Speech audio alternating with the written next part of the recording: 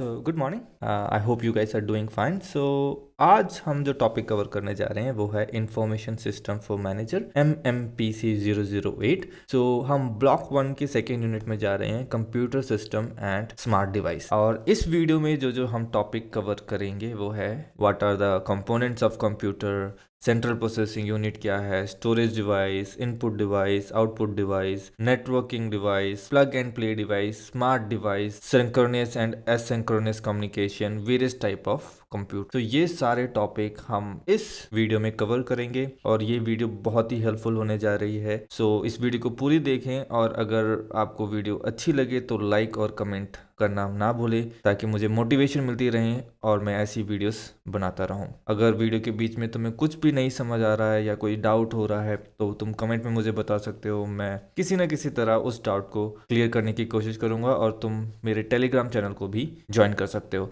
सो पहले हम बात करेंगे कंप्यूटर सिस्टम की। कंप्यूटर सिस्टम राइट, जैसे अभी ह्यूमन सिस्टम है, अभी तुम इंसान हो राइट। सो तुम्हारे सिस्टम में भी कुछ चीज़ें हैं जो वर्क करती हैं, जैसे तुम्हारा इनपुट डिवाइस हो गया राइट, जैसे तुम्हारी आंखें हैं, हमें देखने में मदद करते थे। जिन चीज़ों से हम इंफॉर्मेशन लेते हैं अपनी बॉडी के अंदर उसे इनपुट डिवाइस बोलेंगे। जैसे हम किसी को छूते हैं तो महसूस करते हैं, किसी को देख सकते हैं, है ना, अपनी बॉडी अपने ब्रेन में वो इन्फॉर्मेशन दे रहे हैं राइट। तो वो सब होगी इनपुट डिवाइस। और फिर हमारा ब्रेन है जो सारी चीज़ों को प्रोसेस करता है या जो चीज़ें याद रखनी होती हैं उन्हें स्टोर करता है। फिर हमारे आउटपुट डिवाइस, जहाँ जैसे हमारे एक्सप्रेशंस हो गए, हम बोल रहे हैं जिससे हम किसी और को इन्फॉर्मेशन दे रहे हैं, आप कुछ बता पा रहे हैं बाहर को। जिन चीज़ों से हम अंदर को इन्फॉर्मेशन लेते हैं, समझते हैं, उसको बोलते हैं इनपुट डिवाइस राइट। जैसे हमने किसी को छुआ तो हमें समझ आया भाई ये पत्थर है या पानी है। हमने देखा, हम अपनी बॉडी को जिस चीज़ से कुछ बता रहे हैं वो हो गया इनपुट डिवाइस राइट। और जो हमारा ब्रेन है वो हर चीज़ को स्टोर करता है, समझता है और उनको प्रोसेस करता है कि भाई इसका जवाब मैं क्या दूंगा। सो जो सोचने की क्षमता है वो क्या है, ब्रेन। ओके, और आउटपुट डिवाइस क्या हो गया, जो हम लोगों को कुछ बोलते हैं या हमारे कोई भी एक्शन है जिनसे दूसरे लोग देख सकते हैं जो भी हम सोच रहे हैं या समझ सकते हैं, उसको बोलते हैं आउटपुट डिवाइस। ओके, उसी तरह अब कंप्यूटर में भी ये चीज़ें होती हैं, input device, processing, storing and output. Okay, अब क्या है इनपुट डिवाइस। कंप्यूटर में इनपुट डिवाइस क्या होगा, जिससे कि हम कंप्यूटर के अंदर इंफॉर्मेशन दे रहे हैं, कंप्यूटर में जिससे इंफॉर्मेशन जा रही है उसको हम बोलते हैं इनपुट डिवाइस। जैसे कीबोर्ड हो गया, हम कुछ भी टाइप करेंगे कीबोर्ड पे तो कंप्यूटर समझेगा, है ना। हम माउस से क्लिक करते हैं तो अंदर को इन्फॉर्मेशन जा रही है, कीबोर्ड से हमें बाहर को तो कोई इन्फॉर्मेशन नहीं मिलेगा। उसी तरह जिन जिन चीज़ों से कंप्यूटर के अंदर इन्फॉर्मेशन जाए उसको इनपुट डिवाइस बोलते हैं, चाहे वो स्कैनर हो गया, चाहे वो कीबोर्ड हो गया, चाहे वो माउस हो गया, ये सब इनपुट डिवाइस हो गए। ओके, अब ये इन्फॉर्मेशन कहाँ गई, ये जाएंगी सीधा CPU, सेंट्रल प्रोसेसिंग यूनिट, जो कि तुम्हारे कंप्यूटर का ब्रेन होता है राइट। वहाँ क्या करेगा, वहाँ वो ब्रेन प्रोसेस कर सकता है। उसके बाद फिर एक और जो कंपोनेंट है वो है कंप्यूटर का स्टोरेज। अब CPU में भी हम स्टोर करते हैं, रैम हो गया, रोम हो गया, और दूसरे जो हमारे हार्ड डिस्क, ये सब जो हैं स्टोरेज डिवाइस हैं। Pen drive, hard disk, CD, ये सब स्टोरेज डिवाइस हो गए, जहाँ पे हमें कुछ भी संभाल के रखना है हम संभाल के रख लिया। केबल्स, कम्युनिकेशन डिवाइस राइट, जो भी तुम्हारे तारे हैं जहाँ से एक, अब जैसे तुम्हारा CPU है और CPU से मॉनिटर में कोई इन्फॉर्मेशन जा रही है, वो सब कैसे केबल्स के थ्रू है ना। सो उन केबल्स को हम बसेस भी कहते हैं और कम्युनिकेशन डिवाइस होगी। फिर आउटपुट डिवाइस, जो भी हमने इन्फॉर्मेशन बाहर डाला है उसको प्रोसेस करने के बाद जो बाहर हम यूज़र के लिए जो भी इन्फॉर्मेशन आती है वो आती है आउटपुट डिवाइस के थ्रू, उनको हम कहते हैं आउटपुट डिवाइस राइट। जैसे कि मॉनिटर स्क्रीन राइट, इसमें हम देखते हैं कि जो भी कंप्यूटर में जो भी प्रोसेस हुआ, जो भी वीडियो है, कुछ भी है, हम वो देख रहे हैं राइट। कंप्यूटर वो इन्फॉर्मेशन बाहर दे रहा है, वो कैसे दे रहा है, मॉनिटर से दे रहा है, स्पीकर से दे रहा है, प्रिंट आउट बाहर आ रहा है। सो जो भी कंप्यूटर ने इन्फॉर्मेशन दे रहा है वो जिस फॉर्म में भी हमें बाहर को दे रहा है उसको हम आउटपुट डिवाइस कहते हैं। ओके, सो ये 4-5 चीज़ें हैं कंपोनेंट्स ऑफ कंप्यूटर।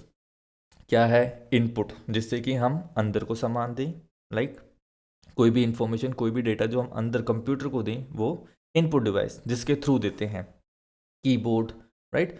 और फिर हमारा CPU जो इन्फॉर्मेशन को प्रोसेस करता है राइट। देन स्टोरेज डिवाइस, जैसे pen drive, hard disk, RAM, ROM right, जहाँ पे जो इन्फॉर्मेशन है वो स्टोर होती है राइट। फिर कम्युनिकेशन, जहाँ से एक इन्फॉर्मेशन दूसरी सिस्टम तक जाती हैं, कम्युनिकेशन केबल्स राइट। और फिर आउटपुट, जिससे कि हमें वो इन्फॉर्मेशन मिल सकती हैं बाहर, राइट? स्पीकर, प्रिंटर, मॉनिटर, वो सब चीज़ें, राइट?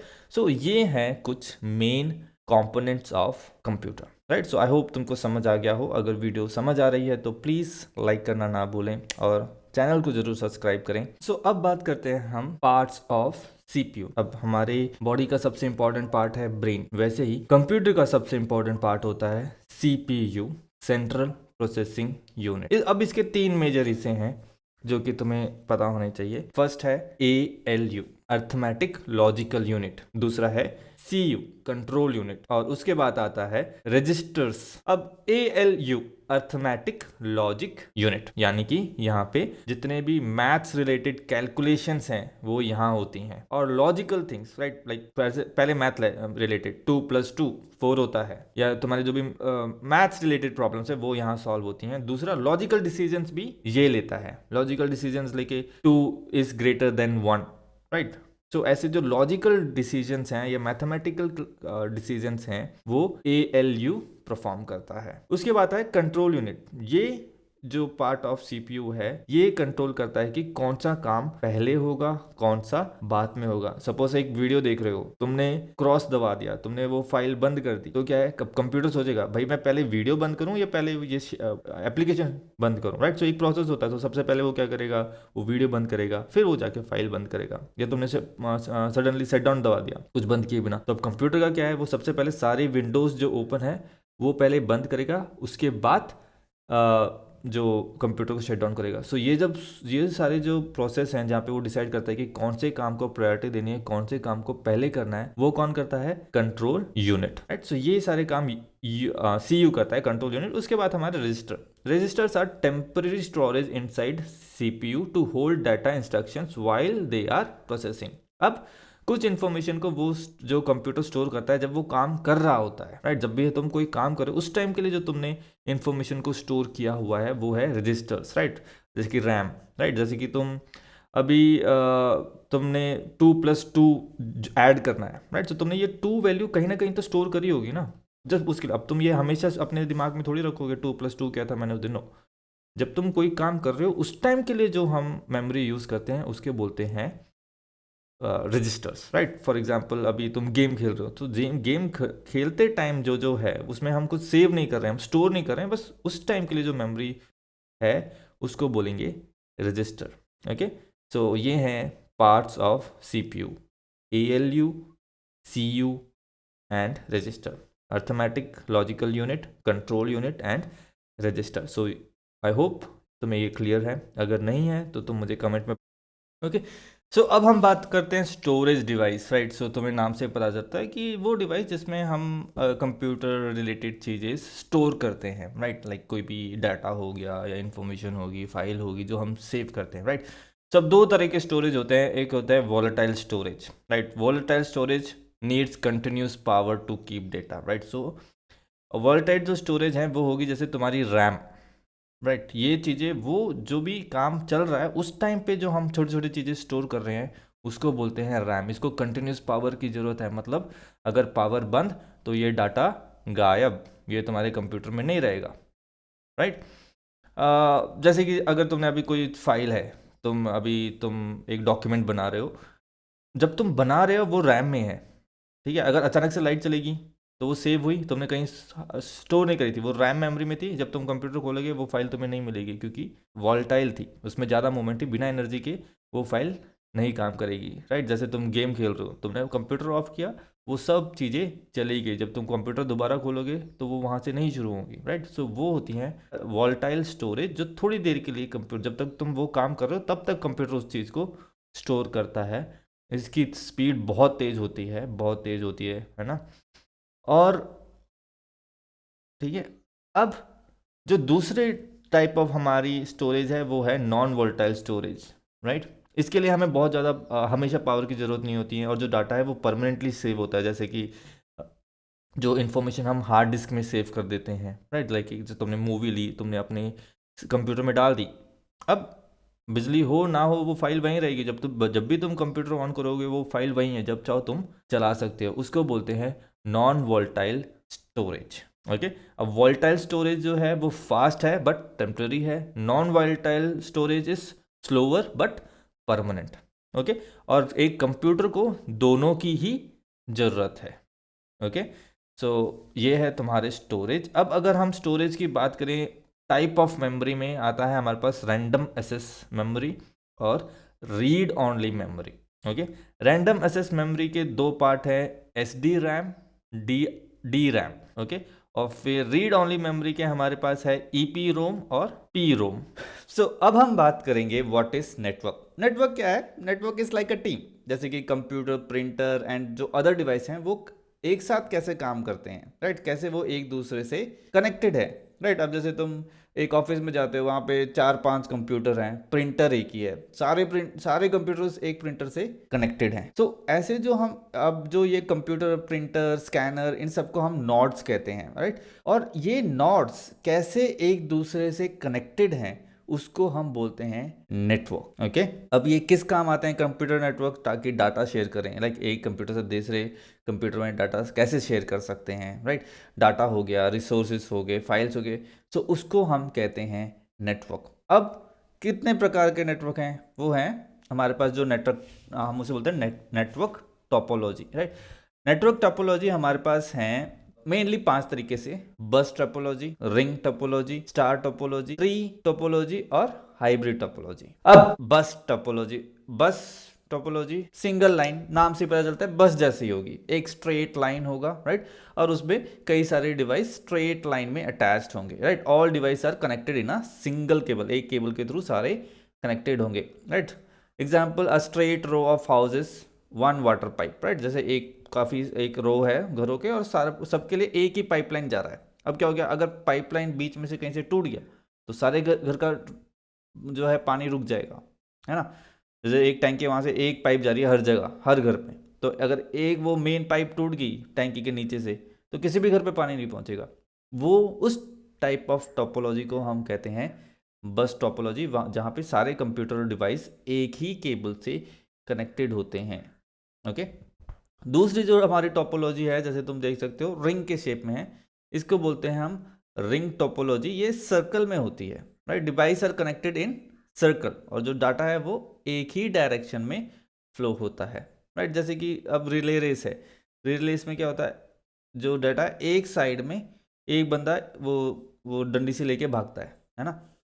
वो एक बंदे को देगा, वो आगे को जाएगा, अगले बंदे को देगा, वो पीछे को तो नहीं भागेगा। सो डाटा एक ही शेप में घूम रही है, उसको हम बोलते हैं रिंग टोपोलॉजी। अब इसमें जो है, अगर तुमने भाग के एक डंडा किसी को दे दिया, अब वो जो सिस्टम है वो सिस्टम काम नहीं कर रहा, तो बाकी आगे के लोगों को जो डाटा है वो नहीं पास होगा, उसको कहते हैं हम रिंग टोपोलॉजी। उसके बाद हमारे पास आता है स्टार। उसमें क्या होता है, एक सेंट्रल हब होता है और सारे डिवाइसेस इस सेंट्रल हब से कनेक्टेड होते हैं, राइट? जैसे कि तुम फोटो में देख सकते हो, एक जो मेन हब है और इससे सारे डिवाइसेस कनेक्टेड हैं, राइट?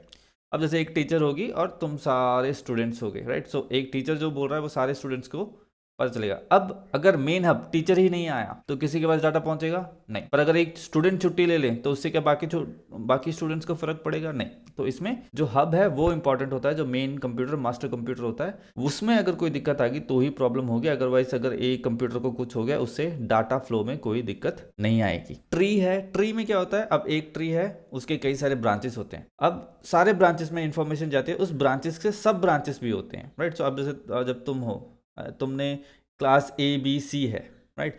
तो अब जो इन्फॉर्मेशन स्टूडेंट्स के पास जाना है, तुमने क्लास A के टीचर को दे दिया, क्लास B के टीचर को दे दिया, क्लास C के टीचर को दे दिया। A वाली मैम A वाले स्टूडेंट्स को बता देगी, B वाली मैम B वाले स्टूडेंट्स को बता देगी, C वाली मैम C वाले स्टूडेंट्स को भी इन्फॉर्मेशन देगी और इस तरह से इन्फॉर्मेशन सारे लोगों को पहुंच जाएगी। पर अगर C वाली मैम एब्सेंट हो गई या खराब हो गई, नहीं आई, तो उससे क्या A वाले बच्चों को और B वाले बच्चों को फर्क पड़ेगा? नहीं। तो वो है ट्री टोपोलॉजी। और फिर हमारे पास फाइनली आता है हाइब्रिड। इसमें क्या है, वन और मोर टोपोलॉजीज को हम लिंक करते हैं, राइट? कि हाँ भाई, स्टार भी हो गया, बस भी हो गया, ऐसे, ताकि जो काम है वो चलता रहे। ऐसे नेटवर्क्स को हम बोलते हैं हाइब्रिड टोपोलॉजी। अब हम बात करेंगे plug and play device, PNP device के बारे में। Plug and play devices, PNP. Plug and play devices कुछ नहीं है, कोई भी ऐसी डिवाइस है जो आजकल तुम देखते हो बहुत कॉमन है, जैसे तुम्हारा यूएसबी हो गया, स्पीकर्स हो गया। क्या करते हो, कुछ करना होता है तुम्हें, कंप्यूटर है, यूएसबी पोर्ट लगाया, कंप्यूटर से उस स्पीकर को अटैच किया, स्पीकर ने अपने आप काम करना शुरू कर दिया। तुमने कंप्यूटर में तुम्हें कोई सॉफ्टवेयर इंस्टॉल करने की जरूरत नहीं पड़ी, तुम्हें कोई न्यू ड्राइवर्स इंस्टॉल नहीं करने पड़े।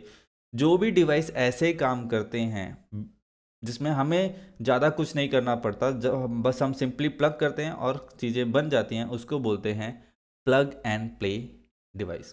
पहले क्या होता था, अगर तुम्हें कोई भी ऐसे अगर कीबोर्ड भी अटैच करना है तो उसके लिए पहले तुम्हें अलग से सॉफ्टवेयर डाउनलोड करने पड़ेंगे, कुछ इंस्टॉल करना पड़ेगा, फिर उनको सिंक करना पड़ेगा, बहुत दिक्कत हो जाती थी।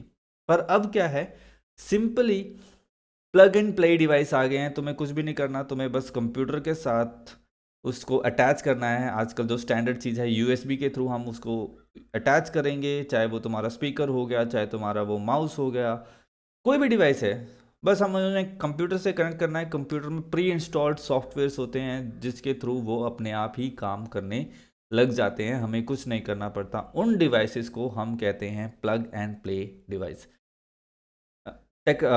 Technology that allows automatic detection and configuration of device when connected to a computer, right. So ये पहली बार आया था माइक्रोसॉफ्ट और इंटेल के द्वारा, राइट। और पहला जो ओएस सपोर्ट पहला जो कंप्यूटर था जिसने ये सपोर्ट किया था वो था विंडोज़ 2000। इसके जो मेन फीचर हैं, जैसे मैंने बताया, no manual driver installation, right. So manually तुम्हें कुछ करने की ज़रूरत नहीं है, कंप्यूटर रीबूट या रीस्टार्ट करने की ज़रूरत नहीं है, ओके।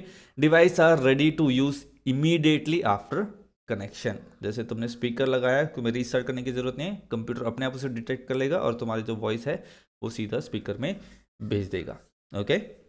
अगला जो टॉपिक है बहुत ही सिंपल टॉपिक है, स्मार्ट डिवाइसेस। स्मार्ट डिवाइस के बारे में आज के जनरेशन में किसी से भी पूछ लो, सबको पता है स्मार्ट डिवाइस। स्मार्ट डिवाइस क्यों कहते हैं, किसी भी चीज़ को हम स्मार्ट क्यों कहते हैं, क्योंकि उसमें खुद की थोड़ी समझ होती है, वो चीज़ों को समझ के कर सकता है और वो लोगों के जीवन को आसान बनाता है, right. Smart device gadgets that can understand simple commands and make your daily lifes easier. Smartphones, tablets, watch, smart glasses, personal gadgets, so ये सब क्या है, स्मार्ट डिवाइसेस के एग्जाम्पल्स हैं। क्यों हम यूज़ करते हैं, smart devices are part of internet of things, right. Every day made intelligent like sensor, refrigerator, wearable और more, they collect, process and share data, right. आजकल एआई भी इसमें आ गया है। अब जैसे तुम्हारा कंप्यूटर है, तुम्हारी सारी डाटा हम कलेक्ट करता है, जो भी तुम्हें चाहिए होता है वो दिखाता है ना। अभी जैसे न्यूज़ हैं, तुम्हारे हिसाब से फ़िल्टर हो जाते हैं, तो वो सब स्मार्ट डिवाइसेस हैं, ओके। लाइटें हैं, तुम घर पे वॉक इन करते हो, लाइटें ऑन हो जाती हैं, स्मार्ट। तुम्हें जाके बटन ऑन नहीं करना पड़ा, राइट।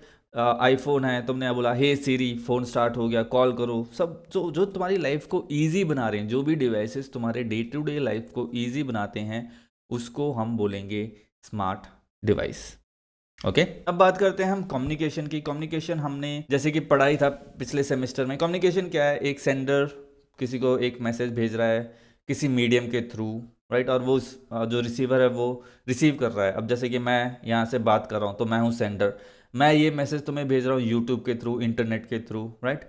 तो वो क्या है, मीडियम। अब तुम इसे रिसीव करोगे तो तुम क्या होगे, रिसीवर, और तुम उसको रिसीव करके फीडबैक दोगे, लाइक करोगे, कमेंट करोगे या उसको समझोगे, तो हमारा कम्युनिकेशन कंप्लीट हुआ। अब इसमें ज़रूरी क्या है, जो मैं बोल रहा हूँ वो तुम्हें समझ आना चाहिए, राइट। अगर मैं इंग्लिश बोल रहा हूँ, तुम मलयालम समझते हो, तो वो कम्युनिकेशन पूरा नहीं होगा जब तक अगर मैं बोल रहा हूँ आम, तुम बोल रहे हो संतरे, तो वो कम्युनिकेशन नहीं हुआ। सो जो सेंटर भेज रहा है मैसेज, वो अगर रिसीवर समझ पाता है उस चीज़ को, तो उसको हम कम्युनिकेशन कंप्लीट बोलते हैं। अब यहाँ पे कंप्यूटर के वे में दो तरीके से कम्युनिकेशन होता है, सिंक्रोनस और एसिंक्रोनस, राइट। सिंक्रोनस क्या है, message are sent in chunks with timer to keep things in order, used for sending lots of data quickly. अब सिंक्रोनस जो डेटा है वो फास्ट है, ऑर्गेनाइज्ड है और टाइम बेस्ड है, राइट, कि इतने टाइम में इतना इन्फॉर्मेशन, इतना चंक्स ऑफ इन्फॉर्मेशन हम भेज देंगे, राइट। अब ये हम यूज़ करते हैं डाटा बल्क में भेजने के लिए, और क्योंकि ये फास्ट है। एसिंक्रोनस डेटा होता है जहाँ message are sent one piece at a time, right. अगर जैसे तुम 4-5 फाइल भी भेज रहे हो तो वो एक साथ नहीं जाएंगी, पहले एक फाइल जाएगी, उसकी तुम्हें रिपोर्ट मिलेगी, फिर दूसरी फाइल जाएगी, फिर तीसरी जाएगी, और हर फाइल की एक स्टॉप और एंड पॉइंट होगा, और ये थोड़ा स्लो होता है ओके, और इसको ज़्यादा यूज़ नहीं करते हैं। तो इन दो तरीके की कम्युनिकेशन होती हैं।